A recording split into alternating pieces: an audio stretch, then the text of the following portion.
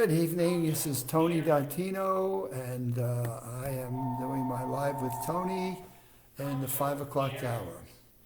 And tonight's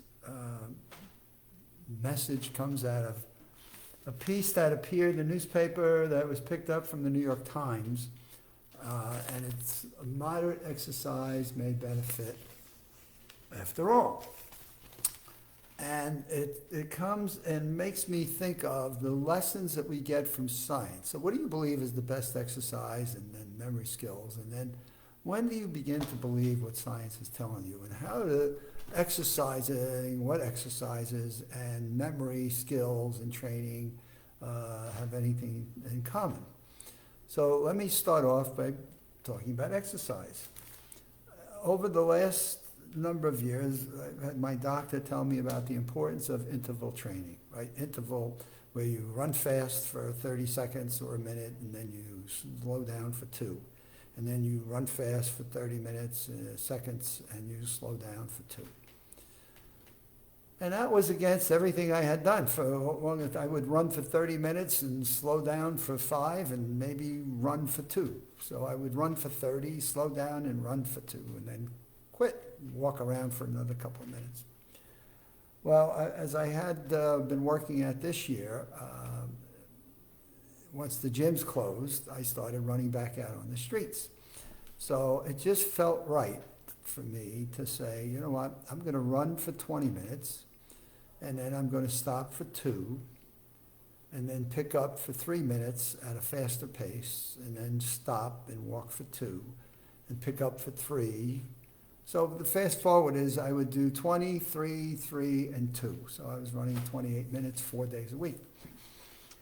And then I'm reading this article last night, and I'm saying, you know what, I'm going to just, my common sense, which reminded me of something Tony Buzan taught me many years ago, for things about your memory and your brain, which is just see if it makes sense to your brain, and it'll be something that you'll want to do for your brain exercises and your brain activities. And your brain will be the first thing to tell you whether it thinks there's something amiss.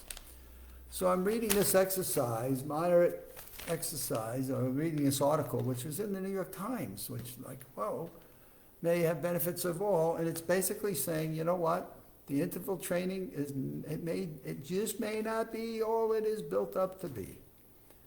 And it may not give you the best benefits. Now, it may not give you the best benefits in terms of your blood pressure, and let me just make sure I get this right. If you don't work out, then there's no training. Your blood pressure and your different changes, they train exclusively moderate standard, moderate routines formula because the scientists wish the which frequency. Oh, God darn, I thought I had this highlighted for myself.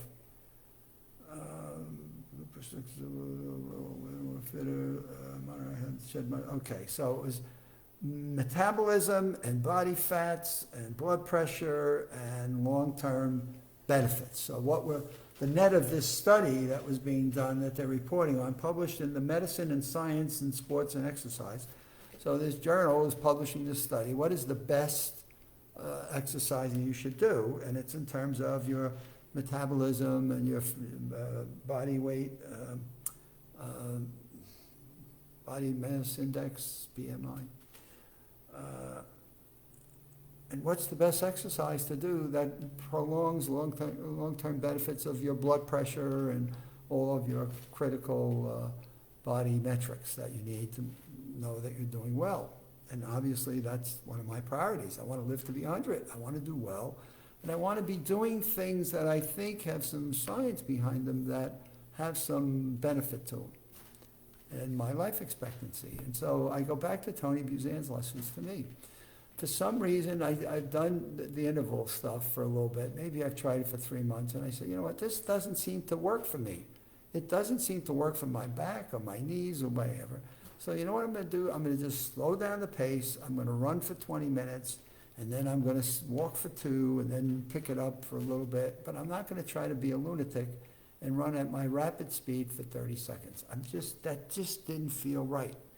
And so here comes this article, comes into my paper this week, and I'm sitting here and reading it. Of course, the study is overly, people with overweight and findings seem to be, now so they start telling you about this study, but here's the bottom line.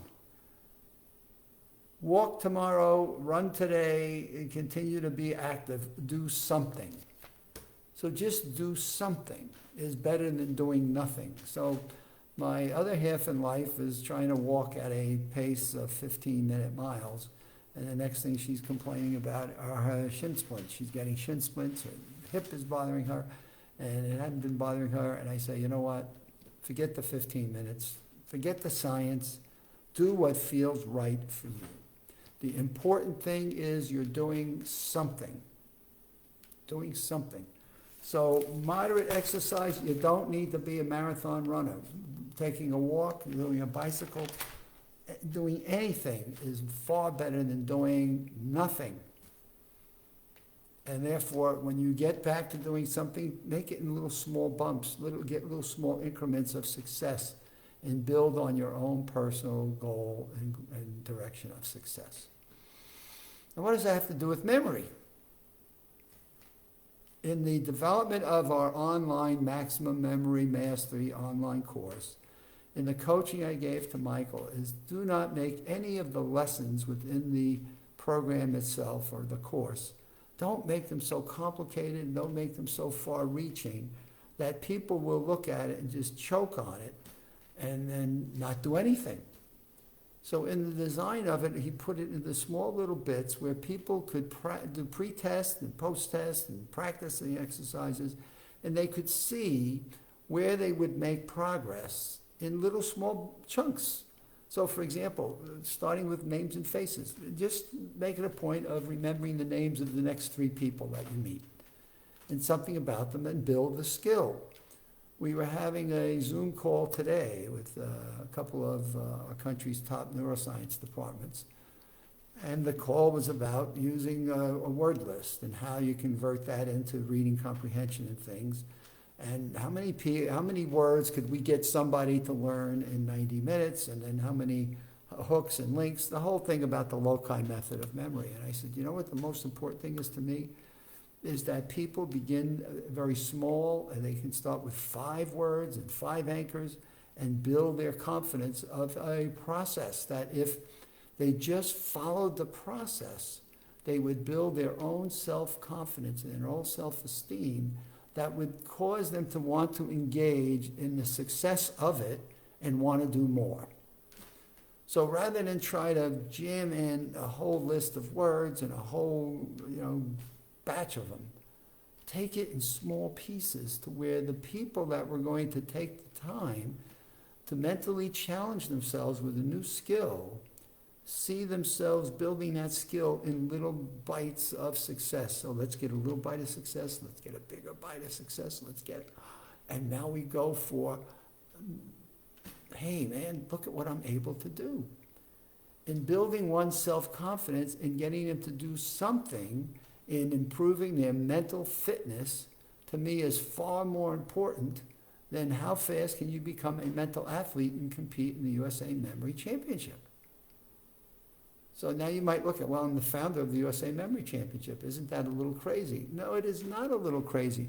I set the event up to get people to have some fun, practice improving their own memories, utilize those skills, so happens in a competition, to benchmark their own progress, and out came memory champions. Well, interesting we had memory champions, but more interesting to me were the numbers of people that have increased over the years that have just come to just benchmark their own results, their own success, that have begun to learn how to put mental skills into their fitness regimentation that will help them in their whole life. Which brings me to why I say to people, by the fact that you've entered a memory competition and you've learned some of the skills of remembering names and faces, and remembering lines of poetry, remembering strings of numbers, remembering lists of things that you need to be able to remember and accomplish within your company policies or in law procedures and things. Just knowing that you've built the skills to be able to do that and just benchmarked it in a memory competition is worth the whole effort you've put into it, because those skills will live with you forever. And there doesn't have to be an end to that. What I've seen in different people that I've worked with over the years is when they first start out and they start small, the miracles that they've been able to create, the things they're doing in their life today that they never thought possible, it just makes it all worthwhile. And so here I am, as I'm reading this article about exercise, I'm saying, here we go again, right? We're supposed to be running intervals. No, well, we're supposed to be running marathon races. No, we're supposed, you know what? You're supposed to be walking and doing something that gets you a little bit of aerobic activity that you find makes sense to your brain and gives you the feedback that says, I can do this. And so I do 23, 3, and 2. Works for me. I've just gotten my recent test results back on my HDLs and LDLs and triglycerides and cholesterols and whatever, and they're the best results I've ever had. And I love the fact I get out on the street 4 days a week and I can run over to the ponds and look at the trees and love nature as I go about my runs. And I come back a little bit tired, but certainly sweaty, but feeling like I've done something that's good for my overall health. And then when you get the connection of your aerobic and your anaerobic exercises and how they impact your cognitive fitness, you get a twofer.